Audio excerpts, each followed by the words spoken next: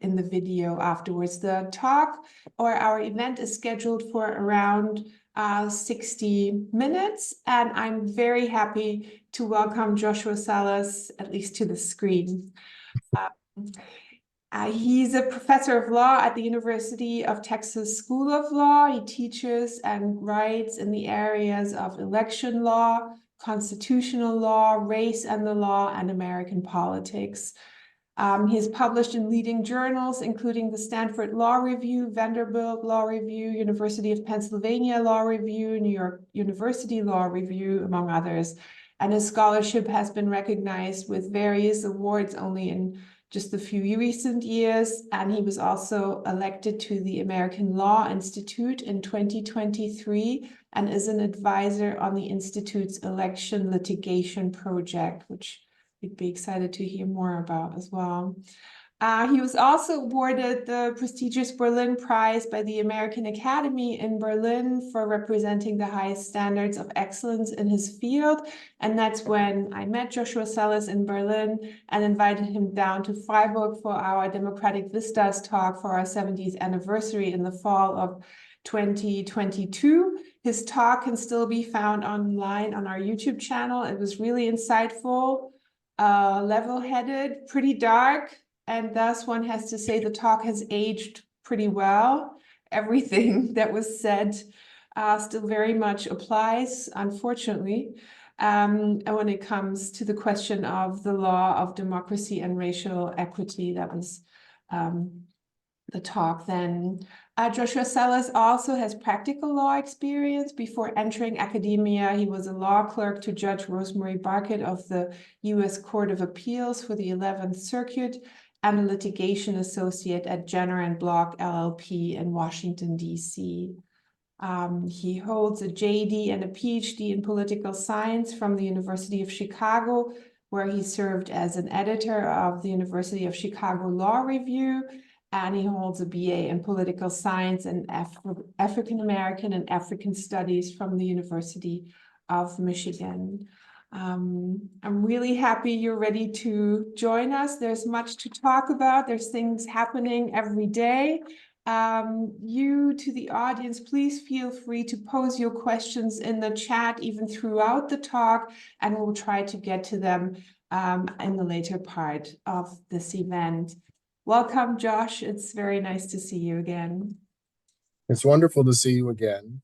Thank you so much, Federica, for the invitation. I miss Germany very much and miss Freiburg, so hope to return sooner rather than later.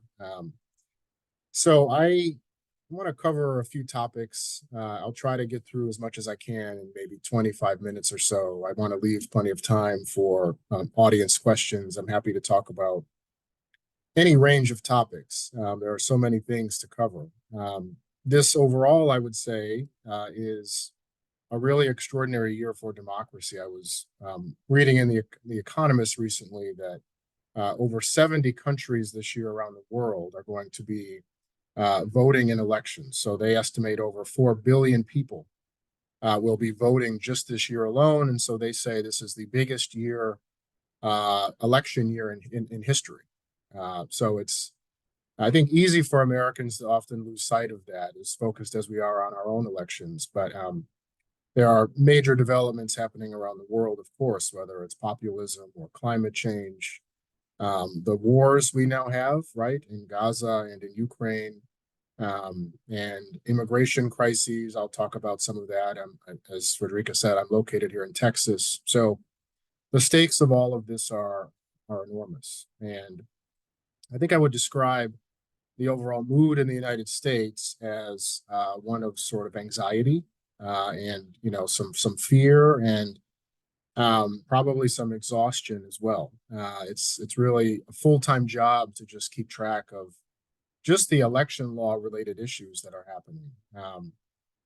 And, you know, as an election law professor, that means that I have very good job security, but it doesn't mean that I'm happy with what we're seeing here domestically. Politics is very unpredictable, and I try to avoid making predictions, but it does seem that we will have a rematch between Donald Trump and Joe Biden in the presidential election. two candidates who I think collectively it's fair to say there is not a lot of enthusiasm for. They have, certainly weaknesses, although the weaknesses that they have are very different naturally. But I think there is certainly a feeling among many people here that we wish that there were better alternatives among the candidates. We also have incredibly important congressional election that we're facing right now. The Democratic Party has just a one-seat majority in the Senate, and the experts, as of today, expect that the Democrats will probably lose control of the Senate this fall.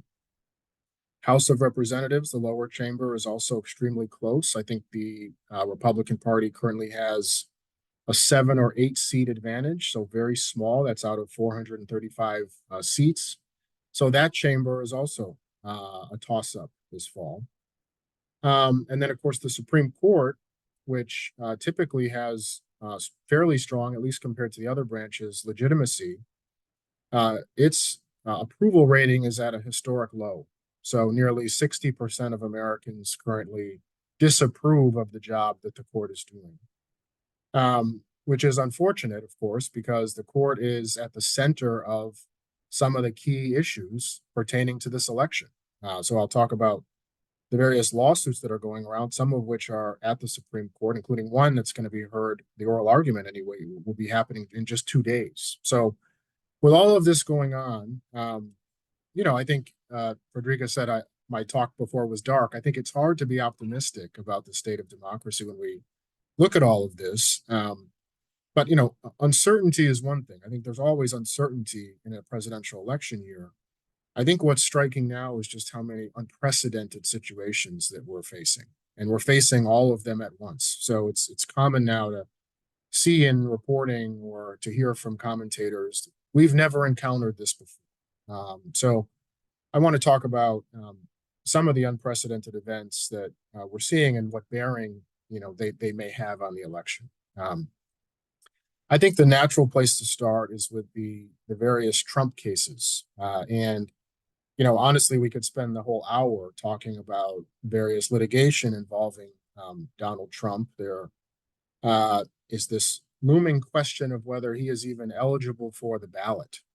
And this is the case that the Supreme Court is going to hear oral arguments in this Thursday. So just waiting with great anticipation to see what the oral argument says or what happens there. We won't get a written opinion probably for a few weeks after that. But the fundamental question there is whether former President Trump, engaged in insurrection. And those are key words, engaged in and then insurrection. Both of them are located in our Constitution, in the 14th Amendment. There's a provision there.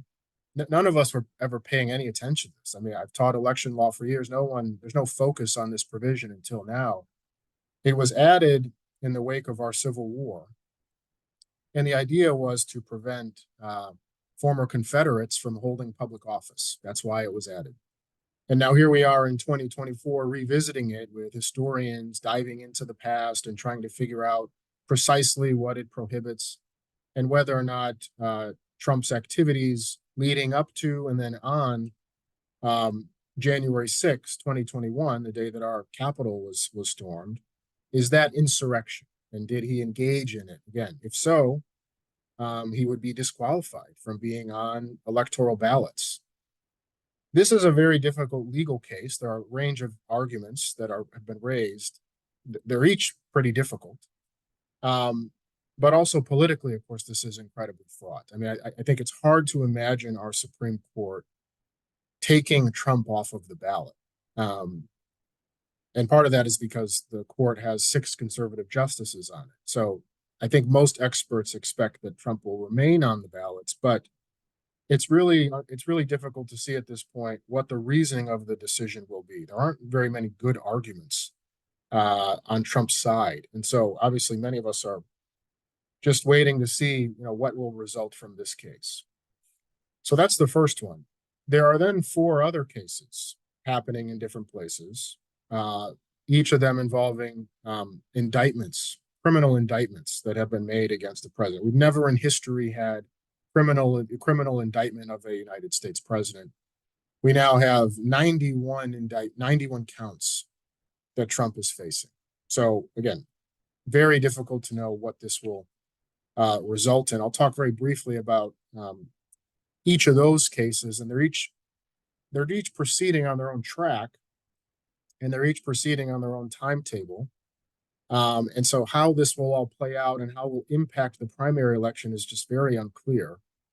But I think we have, our primaries, the way our primary system works, states vote, not necessarily one by one, one at a time. And then on some days there are multiple states where you have the primary election where, party members will vote for their preferred candidate. The big day this year is March 5. That's what we call Super Tuesday. And by that point, 35% of the Republican delegates will already have been chosen. And that, you need to win a certain amount of delegates to become the nominee. I mention that because there's no way that any of these cases, the 4 cases I'm about to discuss, will be resolved by March 5th. So we're in a situation where this litigation is ongoing. We don't know what impact that might have on the election, but most of the delegates will already have been chosen by the time any of these cases are resolved. So again, it's incredibly unclear what to expect here. There are 2 federal cases I'll just mention briefly. One involves President Trump's mishandling of classified documents. He took documents with him when he left the White House, took them down to Mar-a-Lago, and then obstructed officials who were trying to recover them. This is a violation of federal law. So he was indicted for that. That case has been sort of moving very slowly. So it may start in the summer, but again, calendars can change. Second federal case also relates to January 6, 2021, where Trump has been indicted for interfering with the election, obstructing a congressional proceeding. That case was expected to happen first, but the judge that's hearing that case recently issued a delay, in part because she was waiting to get the results from another case in which Trump alleged he was immune from prosecution. Because he was a former president, he argued, he's immune from prosecution. Legally, this is not a good argument, but we still have to go through the judicial process. And just hours ago, this morning, the appellate court that is currently hearing that case ruled that he is not immune. So rejected that argument. Trump will surely appeal that to the United States Supreme Court, so we'll have to wait and see what happens with that. So that's the election interference case. There is a separate election interference case arising from the state of Georgia, where Trump attempted to interfere with the election in 2020 in Georgia, so he's been prosecuted there. And then there's another case in New York City involving a business fraud and a hush money payment that was made to a pornographic actress to keep her quiet about a past relationship with her. So if we had just one of these cases, there would be, enormous attention on it because of the unprecedented nature. We have 4 of those cases and also the insurrection case. So it's kind of overwhelming to think how all this will impact the election. There is certainly a base of supporters that are immovable, right? It doesn't matter how any of this turns out, they will support Trump. What I think caught a lot of people's attention, though, was a poll that was done of likely voters across some of our key swing states, so Arizona and Georgia, Nevada, Pennsylvania. And at least in response to this survey, 6% of the voters said that if Trump was convicted and sentenced, they would switch their votes away from him. Who knows if that's accurate? Again, I don't know that we'll even see a conviction and sentence before the election, but a lot of attention was given to that poll. So I could go on and on about the Trump cases, but that is clearly like on the top of many people's minds here in trying to forecast the next several months. Another major issue in the election that I think is worth noting is immigration issues and border-related issues. And I am seeing this firsthand here in the state of Texas, where the governor of Texas has, in recent weeks, put razor wire up across the border.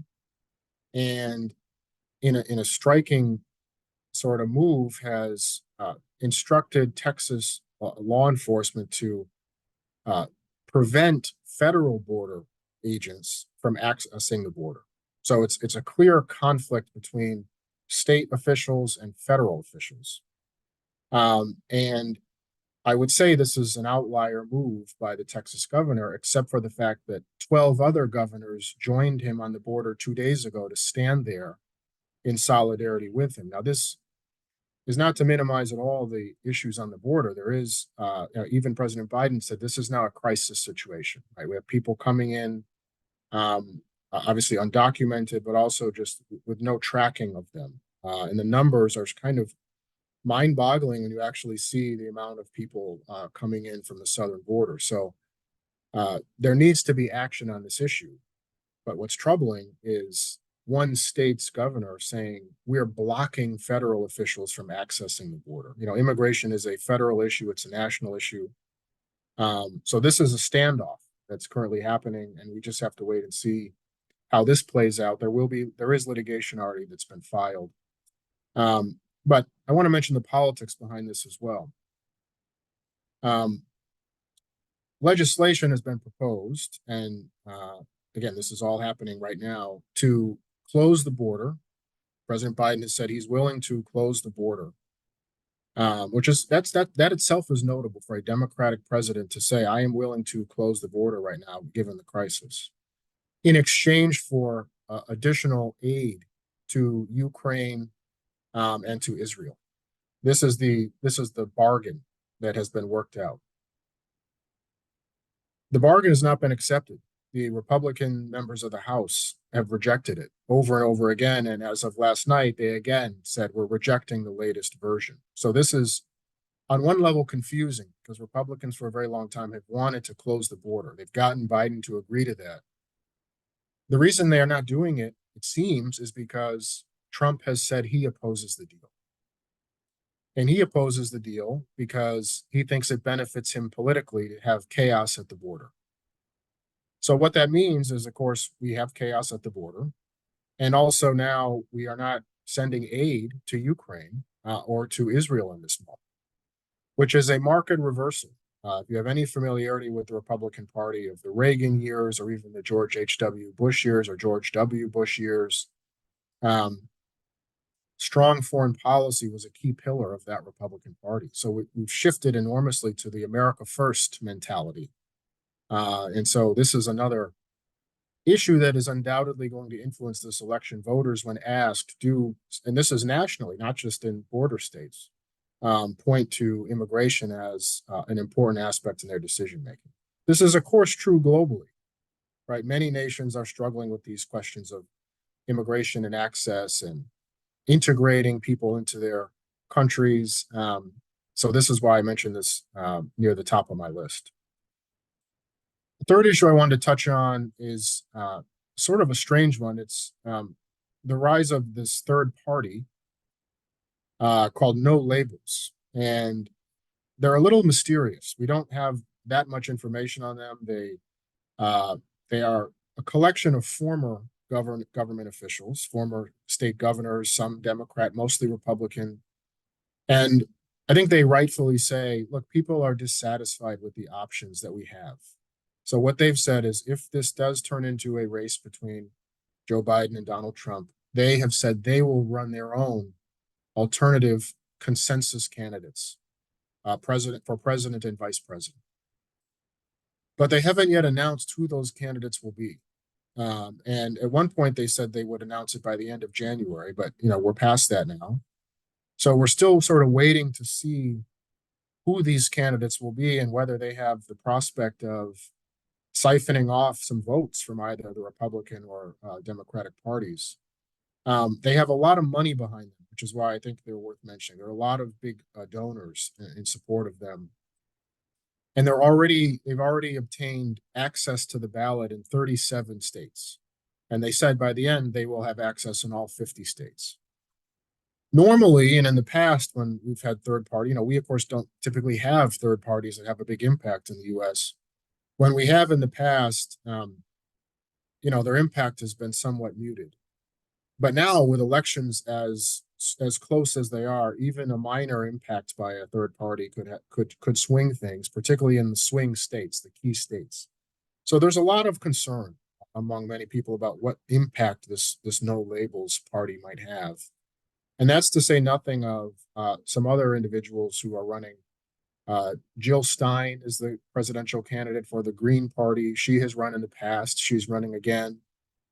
The academic philosopher Cornel West has mounted a third party challenge. Yesterday, I saw that he now has created a new party. He said he has limited ballot access so far, but he is on the ballot in a few places. And then Robert F. Kennedy Jr., of course, is running. And typically, I wouldn't even mention third-party candidates. There are always some sort of unlikely to succeed third-party candidates. But again, when elections are so close and you put together these individuals' candidacies and no labels, again, it's just very unpredictable as to how this may shake out. The economy, of course, is always on voters' minds, and much of our reporting is on the state of the economy, but the somewhat confusing, maybe not so confusing, point that although the economy has substantially improved in recent months, inflation has gone down finally after the big increase in inflation during COVID. America's had steady job growth. These economic trends have not changed people's perceptions of the economy. So this is starting to change a little bit, but Americans still feel very dissatisfied when asked about the state of the economy. And this tends to hurt the incumbent president, right? Presidents, obviously, they want to run in strong economic climates. They want to take credit for economic programs and successes they've had over their term.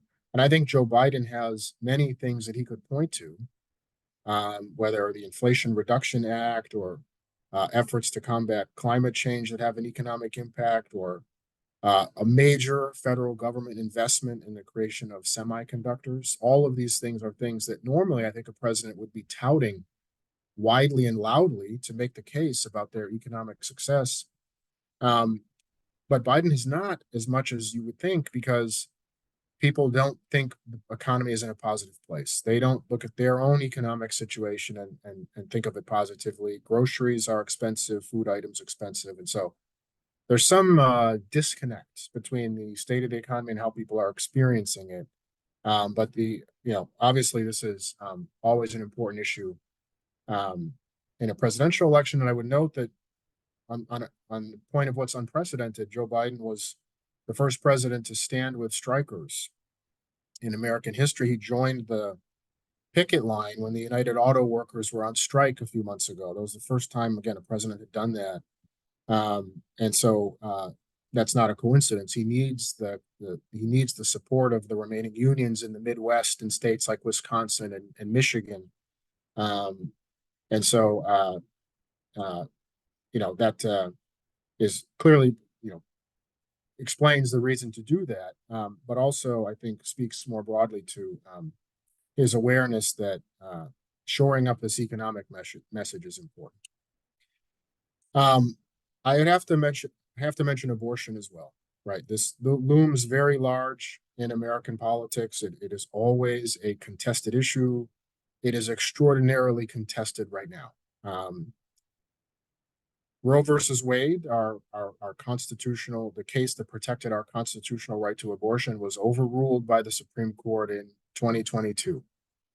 And so since then, there has been all sorts of political activism and movement on what is next for the abortion right, right? In liberal states, there is sufficient strong protection for abortion rights and reproductive rights. In red states like Texas, things have gone the exact opposite direction. It is effectively banned.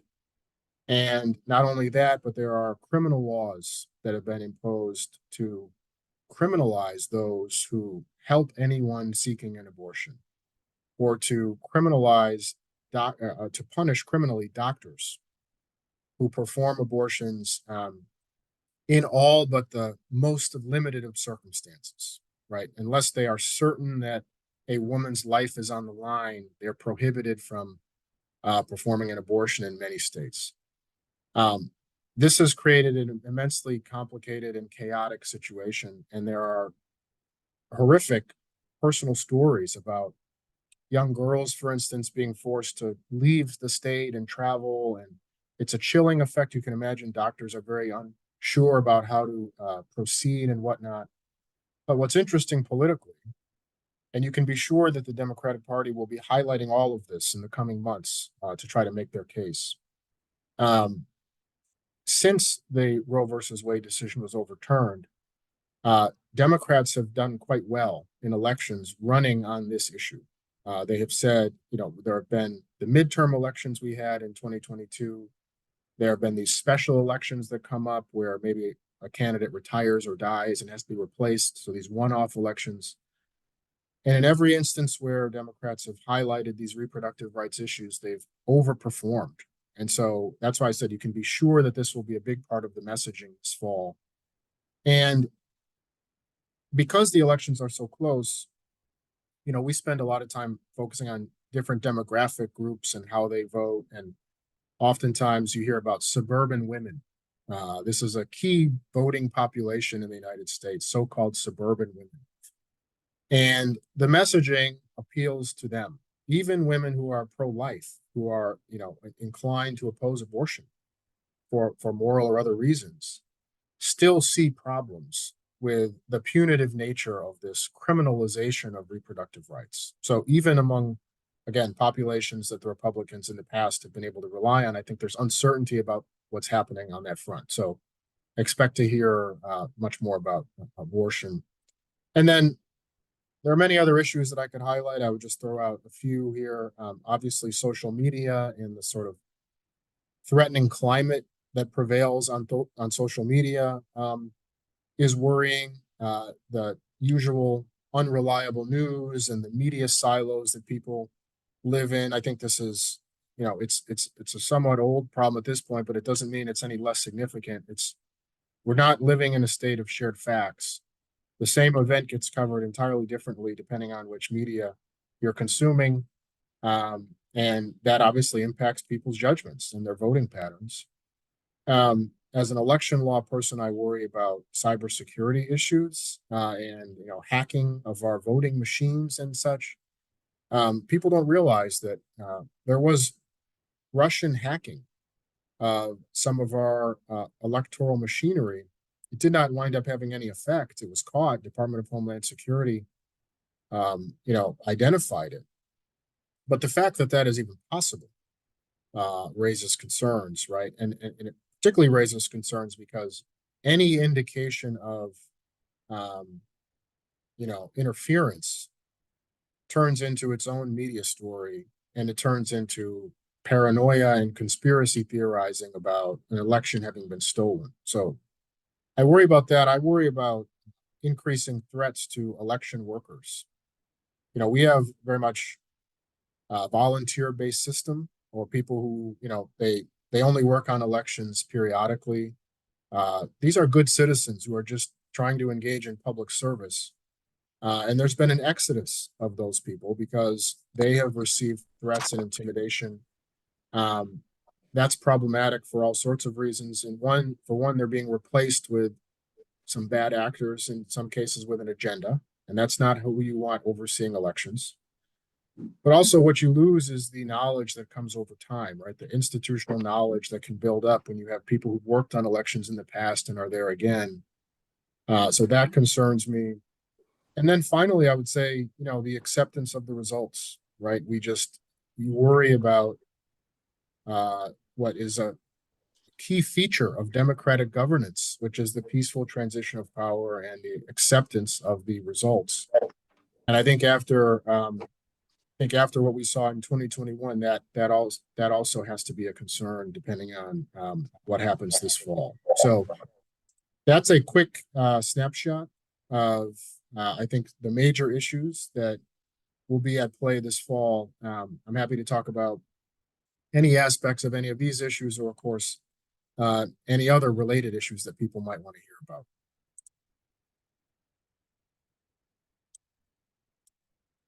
Thank you, Joshua, for this summary of worries about the democracy. I think you said you said something good, that we're not living in an era of shared facts anymore, and I think Trump was quoted in about the primary caucus turned primary, something in Nevada. He said New Hampshire next week is Nevada, and I'm pleased to say we won Nevada.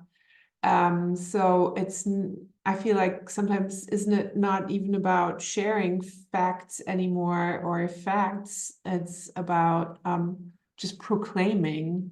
And there is a certain part of the population that is absolutely fine with that attitude, apparently.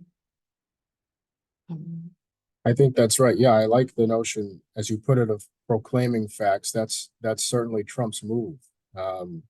Constructing reality as he would like it to be, regardless of what the facts are. And it would be one thing if he was unsupported in making those claims, but the problem is there's an entire apparatus and a base of support that that follows him in repeating and amplifying these kind of statements. And to the extent that reality kicks in, so to speak, he just rejects that and claims that either, he's been wronged in some way or someone is telling a lie. So there's been a few occasions when journalists have been able to really push him on an issue, and the logic of his responses just quickly collapse because there is no underlying logic. It's just assertion. It's just mere assertion.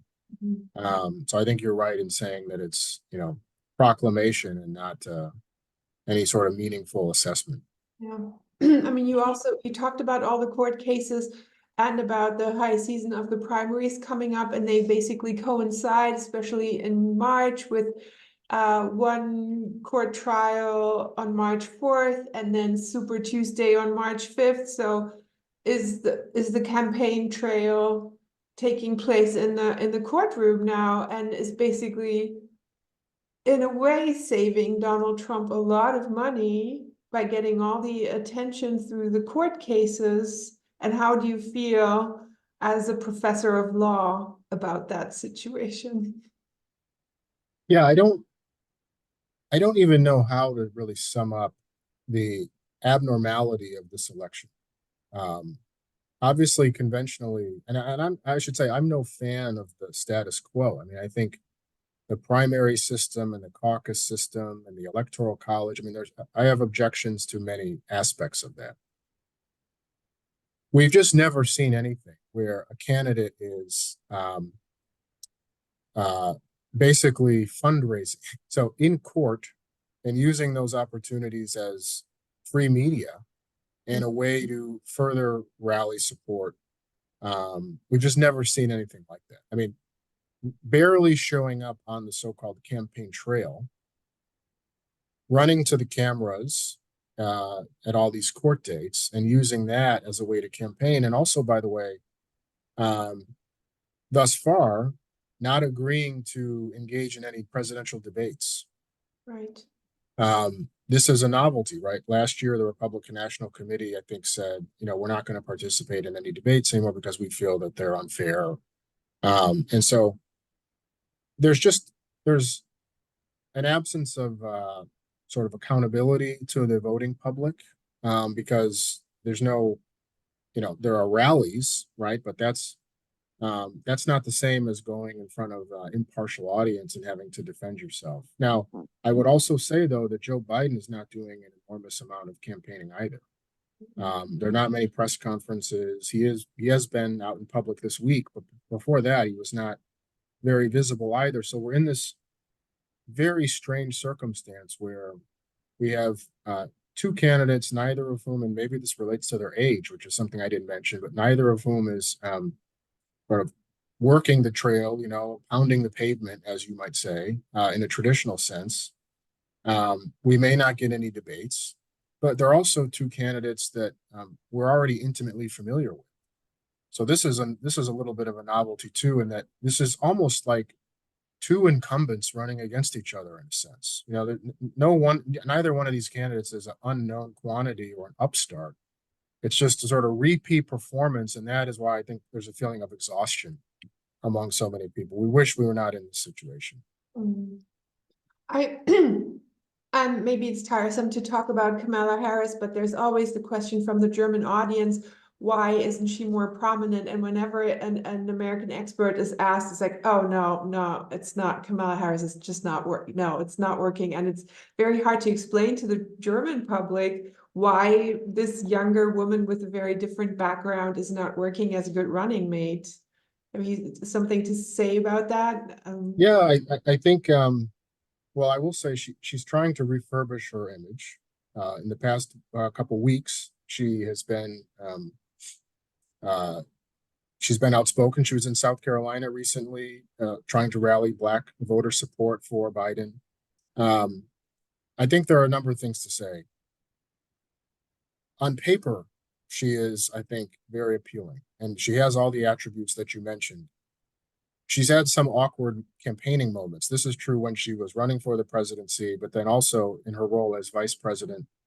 There have been some, I think, somewhat awkward interviews which have not played particularly well. And I don't know that she's to blame for that necessarily. Some of it is she was given an extraordinarily complicated portfolio to manage. I mean, initially her portfolio included fix voting rights, fix the border, you know, I mean, just sort of insurmountable challenges. So that was part of the issue. And then you just never know what the working dynamic is going to be like between a vice president and a president. In some cases, it's promising and constructive. I have not gotten that impression here, but she is trying to refurbish her image and identity. And I think she will be a figure whenever the time comes to replace Joe Biden. But I think you're right to say you hear other names more frequently. You hear Gretchen Whitmer, for instance, the governor of Michigan. You hear Gavin Newsom, the governor of California. Their names come up much more often than hers. You mentioned abortion as well, and when we met last time was, I think, 2 weeks or so before the midterm elections, where everyone expected the red tsunami. There were just very few people who thought that abortion could turn the table, basically. It's very hard to foretell what's happening in an election like this, but my mind is racing. Like, what is the issue that can turn this around so that it will not happen the way we expect it to happen, maybe? Yeah, it's an issue, and it's not as if there's all sorts of litigation happening around the abortion issue, because as expected, it's not as if what the Supreme Court told us when they overruled Roe versus Wade was, well, let's just return this issue to the states. Some states are going to be more generous than others in allowing access. But we knew that was not going to be the end. We knew that there were going to be continued efforts to push the envelope further, so to speak. So red states have not just moved to ban abortion in their states. They've also said you can't, for instance, import mifepristone, the pill, even. So this raises a whole different set of challenges. Not saying, it's not just that it's not legal in this jurisdiction. It's that you can't even import a pill. So we'll see. The Supreme Court will be resolving this issue. So this is going to continue. And as I said, I think that those 2022 midterms were very notable for Democrats, because that messaging, coupled with the let's save democracy messaging, seemed to work better than they even expected. So that, I think, will be the playbook in the months to come. I don't hear it yet. It's early. It's early.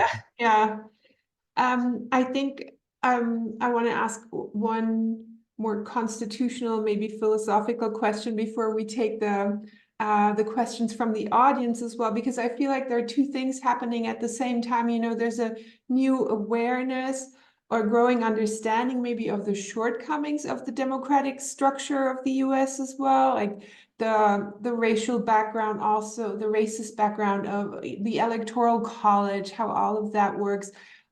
we talked about this in a different talk, that systemic racism wasn't part of everyone's active vocabulary 8-10 years ago necessarily. So there's a larger understanding of a need to re-examine the fundamental structure, and at the same time, there's an erosion happening of the structure from a different force as well. And how stable do you see this US democratic structure in general, and what are the areas that you're most worried about? Because you mentioned so many issues that are happening right now, but I want to tap into your constitutional law background here. Yeah. I think, yeah, the structure, I think you're absolutely right to point out that people are recognizing the shortcomings of the structure and the extent to which the structure doesn't provide us with the answers we need to a lot of questions, right? The structure it's just a framework, but it doesn't absolve public officials and others of meeting their moral and ethical norms. This is one of the lessons we've learned so clearly in recent years, how much of constitutional law is norm-based. I emphasize this to my students all the time. You can push the boundaries and the barriers, and the system will accommodate that. The system is not going to course correct, right? If the people that make it up are dishonest or corruption, or inclined towards corruption or self-dealing. So I think there is a lot of attention being paid to the fundamental. So I would say two things: the norm-based aspect of it, but also the fundamental inequality, I think, that comprises some of the core features of our system. The Electoral College is a perfect example of that. The fact that two states, no matter the size, right, get each state gets 2 senators, no matter the size, that's very much related to the Electoral College issue. And what we have is effectively minoritarian government in a lot of places. I mean, the reality is that the Republican Party does not need to win a majority of the votes in order to win the presidency.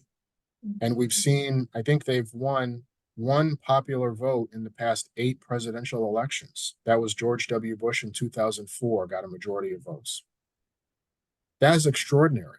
I mean, you would think that if you were losing the national election by 3, 4, 5 million votes, it would be inconceivable that you would have a chance to win. They have a great chance to win. And they also have senators that represent somewhere between, I believe, 35 and 40% of the US population.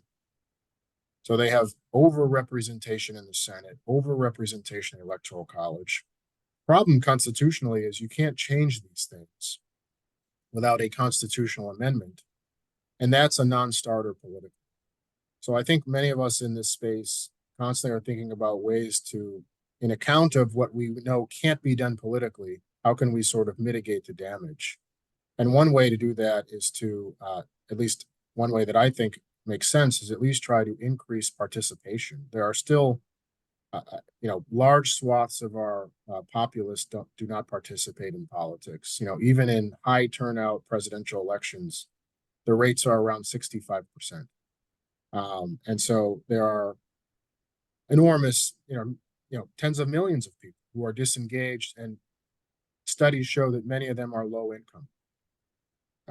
And so start with voting on a Sunday. Yeah, that simple fix, right? Let's not make it as difficult as possible for people to participate. So we're not going to be like Germany. We're not going to have a civil registry, right? But we are, I think, really lacking when it comes to engaging more of the population.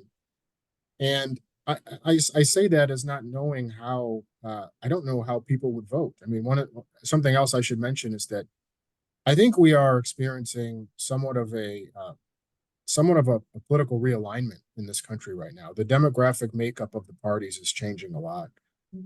Democrats for a very long time were the party of working class, unions, and minority voters. That's shifting. Republican Party is increasingly attracting those populations, particularly Hispanic men and others who are low income and see the Democratic Party as not aligned with them. So I think interesting things are happening with the parties. I mentioned the Republican Party's shift towards a more isolationist approach, disengagement with the world. Again, very different than Ronald Reagan's party. Democrats are increasingly attracting wealthier voters, voters who are, aligned with corporations and such. This is why you've seen the Republican Party increasingly attacking big companies and big tech and such. So there's big shifts happening, and that I think complicates our ability to forecast as well. Thank you. I will look at the chat. There's a question. I'm curious how you think Biden's support of Israel might impact his voter base in the Midwest, particularly Michigan.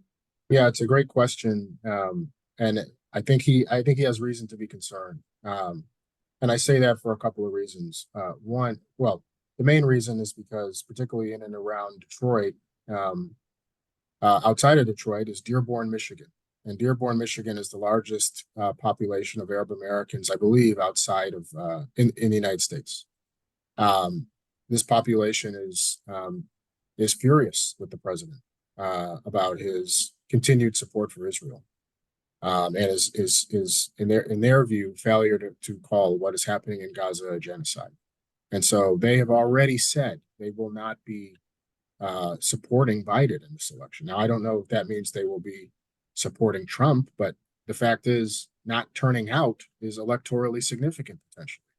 And because of our electoral system and the nature of our the closeness of our politics, as I mentioned before, it's only a handful of states that matter, and Michigan is one of them.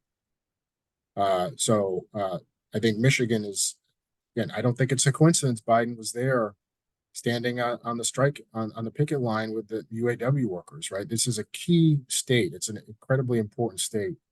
So I think there's reason to be concerned about support in Michigan for Biden.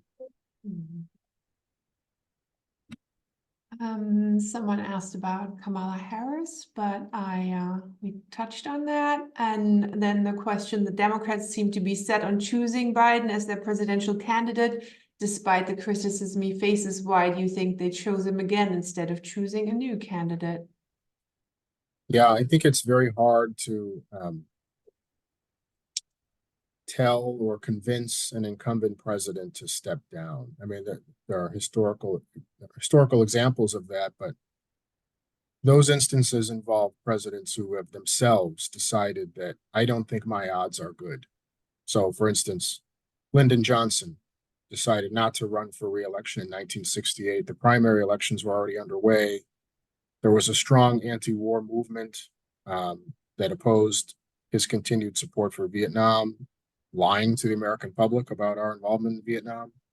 I think he saw the writing on the wall and realized this election doesn't look good for me. So he voluntarily chose to step down. But outside of that and a few other instances, it's rare to have an incumbent who relinquishes the position. So I think that is, even though there have actually been some very outspoken voices who have said that Joe Biden is too old and he should step down, they remain minority voices. The question also is, how does he understand his obligation to the office? And because Trump is again the nominee, most likely, I think he sees some moral obligation, right, to try to beat him again. He felt that he was the right candidate in 2020. He feels like he's still the right candidate because remember, he said that he didn't promise to not run a second time, but he indicated that he maybe would only be a one-term president and make space for others. I think when you're in the position, I think it's hard to step away. But if people are interested in this, I'm happy to talk about it. I mean, another concern that has been raised is just the fact that these are very old candidates. 81 in Biden's case and 77 in Trump's case. Health concerns are a factor. And, depending on if someone was to unexpectedly pass away, depending on when that happens, that's a quite significant factor, right? If it happens now versus it happening in June versus it happening next January versus it happening after the election. I mean, even that alone presents a lot of complexity. So it's one thing for Joe Biden's age to get brought up a lot, but Trump is 77 as well. These are not young men. Well, I wanted to ask about the longevity of issues as well, and how maybe the topic of Black Lives Matter and racism is dealt with in this election. We remember after the killing of George Floyd, we hosted a number of discussions here as well, and there seemed to have been a pretty short time window, I felt, and with hindsight, where a lot of open discussion was happening. We invited many Black Americans that lived in Germany as well to talk openly, people that I'd known for decades, and it was for the first time an open conversation about maybe racism that they faced in their daily life, how they walked through Germany or lived in whatever state they lived in. And I felt like that window somehow closed again, and everyone's talking about some kind of woke movement, about the universities as well, and where can you get back to a productive, and at the same time, we're talking about the Electoral College and the need for action and Voting Rights Act and gerrymandering, all sorts of things. How can public discussion and the need for change can come together in a productive way? It's a great question, and it's immensely complicated because there are certain spaces, and I would say maybe the spaces you and I are in, academia and think tanks and public interest organizations, in which I think these issues get talked about one way. And that's very different from the way they get talked about in political conversations. And the political calculus, I think, for Democrats is we need to signal our support for racial minorities. We need to acknowledge the existence of structural and systemic racism. We need to continue to support programs to help these historically marginalized groups. But we don't want to signal it too strongly because we're afraid that that will cost us electorally. So this is the needle that I think the Democratic Party is trying to thread. In 2020, as you said, there was much greater openness and awareness of these issues. I mean, even when Hillary Clinton ran last for president in 2016, she was meeting with Black Lives Matter and was able to. Now, it took her a while, but she did meet with Black Lives Matter and signal support for them. Now it's much tenser. The environment is one where there is a backlash to anything that resembles, of course, the watchword is diversity, equity, and inclusion, DEI. We had our own DEI offices closed here at the University of Texas. The same is true as in many places. Now, they get renamed or people get reassigned, but you can't use that label. You can't use that label. And this is true across corporate America, right? Corporations that were running ads in support of Black Lives Matter in 2021, they're not running those same ads anymore. They've eliminated positions of people focused on institutional racism. So there's that. And then there's also, as you said, this war on wokeness that is coming from the right, which, of course, Ron DeSantis was a big proponent of, and pushing back against not just race-related issues, but all sorts of issues pertaining to gender identity and other progressive causes that they think are corrupting the country. I mean, this sounds very much in moral tones, right? And often children are brought into it. We've had this rash of really ugly fights and things happening at school board meetings because parents are so concerned about what their kids are being exposed to in schools. So I think that the message from the right is that this wokeness is out of control and only the right can sort of restore traditional American values that doesn't overemphasize race at the expense of everything else or treat white children as if they are somehow complicit in historical racism. And the left that is trying again to thread this needle between acknowledging racism, but not signaling it too much for fear of turning off, to go back to what I said before, these suburban moms who you need to turn out. They used to call them soccer moms. And now it's suburban moms who you need to turn out in support of you. So that's the messaging challenge, I think, for the Democrats. Difficult. We have one last question from the chat. Would a strong left within the Democrats have better chances in the election? Could you give us your thoughts on this? Would there be a good candidate? Bernie Sanders does have a certain age as well. Well, that would be the third. Yeah, I think so. Actually, just funny aside, when I was in Freiburg last, of course, John Nichols was there, and we were at the same hotel, and he had to run off because he was co-authoring a book with Bernie Sanders at that time, which is now out, I saw. I think that it would be very difficult for a far left party, strong left party, to succeed in today's political climate here. I think that there's an appetite. I'll say this one caveat. There is an appetite among, I think, large segments of both parties for a more economically oriented / populist party. There is space, and to be fair, Trump has he's occupied some of the space, which is to say, I want to put the American worker first. I want to, at least he says he wants to, save Social Security, Medicare, Medicaid, or rather, I should say, not cut those programs, which used to be, that's what the Republican Party always said. George W. Bush was going to privatize Medicare. Trump has expressed this openly. No, we want to hold on to those programs. And that aligns him to some extent with some of the base of the left, right? Which is, we need to restore unions in this country. We need to try to rebuild American manufacturing. I don't think Trump is sincere at all when he says this stuff, but I do think there is a space, an interesting space there that the right type of candidate could occupy to kind of attract people from both sides. Bernie, I think, he had the right kind of message for that, but I just think the socialist label is so off-putting to so much of the American voting public that I think there was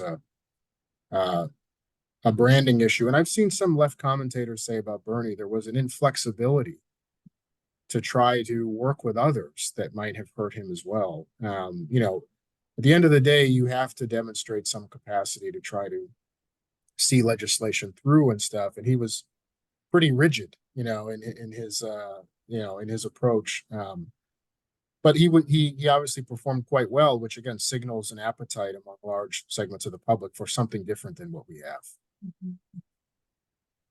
Well, our hour is basically up. We'll definitely watch the third party, no labels. What are you concentrating on next? What are you watching? What are you most curious about in the next couple of weeks? Well, definitely this case Thursday, just to see what happens at the oral argument, and whether or not there's any receptivity to removing Trump from the ballot. So that for sure. And then, I'm sort of gearing up mentally and otherwise for what looks to be the longest general election campaign that we've had. I mean, usually the primaries sort of run into the summer, and then you have the general election season. We're already in the general election season. So I think fundraising and advertising and the one-on-one battle is going to Isn't that start. kind of unprecedented as well? Sorry, that and in a way, it's kind of also an erosion of the fun process, the spectacle. What we used to have here, we would work on during the campaign time and the presidential election when the primary started. We had these corn voting things for the candidates, the little jars, and we had pictures of all the candidates. That fun is out the window. It's just the detail, but it makes us see that we're dealing with a different situation as well. Yeah. There's a helplessness. It feels like foreordained in a not positive way that these two are running again. But I'll just say, I know we're near the end of our time here, but one name we haven't mentioned, and I don't know that is even worth mentioning really, is Nikki Haley. And again, politics is very unpredictable. I think her gambit at this point is, let me just hang around here. Because if something happens, who knows what might happen? Maybe I'm sort of positioned, to benefit from that. And she clearly has enough financial support to stick in for a bit longer. I don't know that she'll be able to survive the entirety of the primary season, but she doesn't have the support right now. But again, I think her angle is just, let me just be in the seat, just in case, who knows, there's some contested convention issue that might arise, or an illness, or a conviction, who knows? So we'll keep an eye on that. I'm keeping an eye on that as well. I'm glad you mentioned her towards the end, because I find her presence weirdly uplifting. And she has a fun song written about her. You can find online. Well, Joshua Salas, it's been a real pleasure and very insightful speaking with you. Thanks so much for your time and your expertise. Your students are lucky to have you out there in Austin, Texas. I hope we can stay in touch. And you have to let us know when you're traveling to Germany next, so we can invite you back with other experts. That was really wonderful. So have a good lunch break now. Yeah, I was going to say thank you, everyone, for coming in and accommodating the time difference. I know it's evening there, so I appreciate it. Thanks to you. This is our perfect event time. And thanks to the audience for your attention and your questions. If you want to support our work and you're not a member, we've shared the link on how to become a member and help the transatlantic cause. Have a good evening, everyone. And thank you, Joshua, again. Thank you. Bye.